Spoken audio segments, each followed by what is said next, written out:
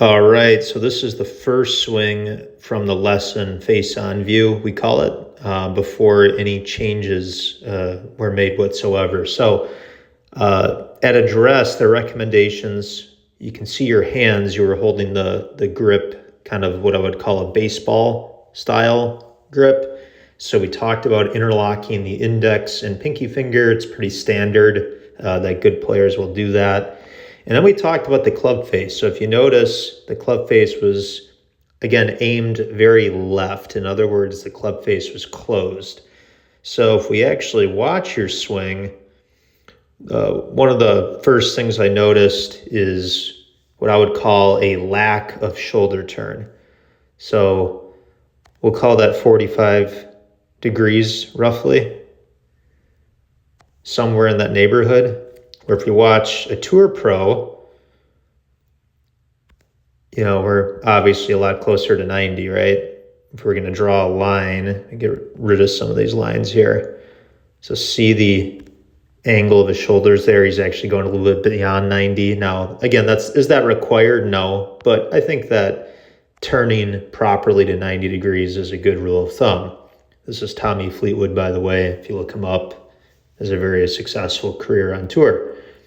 All right, so grip, working on the club face, and getting you to turn back opposed to swaying back, where again, you can see that foot was lifting off the ground, right? And these lines that I drew were just kind of a reference point to define the hip movement. As I talked about, some weight should be loading into the inside part of your right foot, but again, we'll talk about long-term how to manage that. The main thing was to get you to turn. So let's take a look at the next swing when we worked on your turn. All right, so this was the swing you made, at least one of them, after making these changes. So immediately you can see your hands with the grip, which is very important when we talk about fundamentals of golf, right? Especially when you're just starting out here. So much better grip.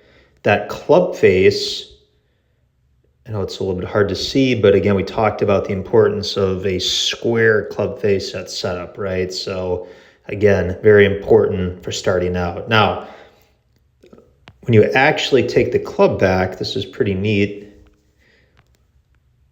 Check out your shoulder turn. So you can already see, right? There's substantially more shoulder turn going on.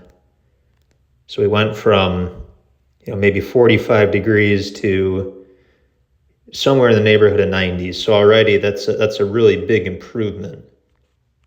All right. So here's, again, a lot of good stuff. Talk about what we call width. It's nice to have a nice wide takeaway.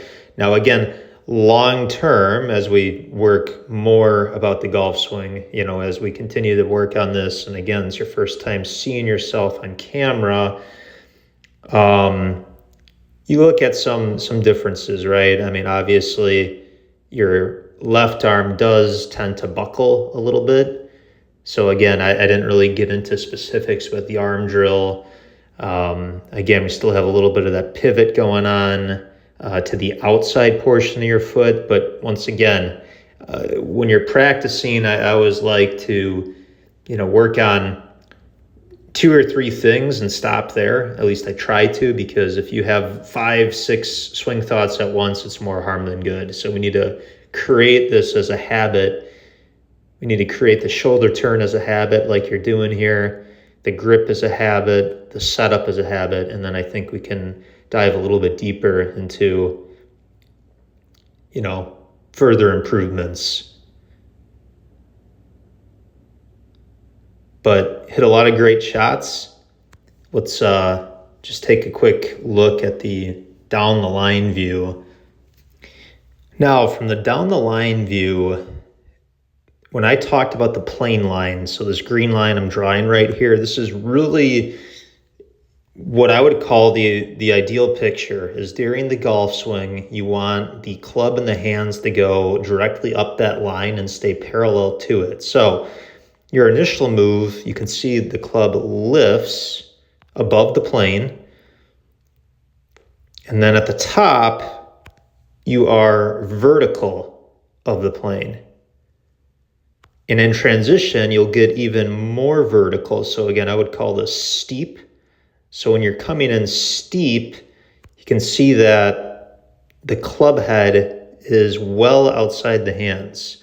So this is what we call in golf an out to in swing path. So you're going to cut across it. It also will result into the club driving into the ground. So if you were on the grass, you might hit what's called a fat shot.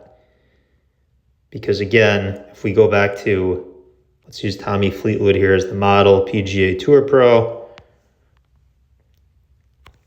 So check out his swing as he goes back. You know, he's a little bit vertical of the plane, but check out the transition. It's going to work in the total opposite direction that you do. So right here, you know, he's dead parallel to that plane line, right? Whereas you're significantly vertical of it.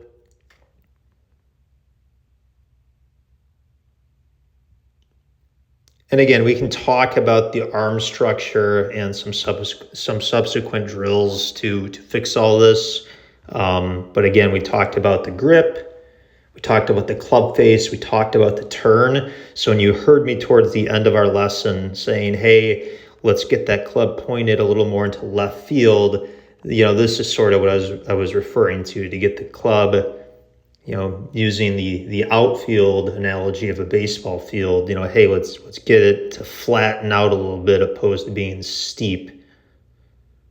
And, you know, some drills for that, you know, you can actually, the alignment rod I have in the ground, you can actually put that right into the grass, and, or you can, you know, work on this at home in a mirror, but you can just put an alignment rod and then trace it and just make sure that when in your rehearsals, you're parallel to that throughout the entirety of the swing.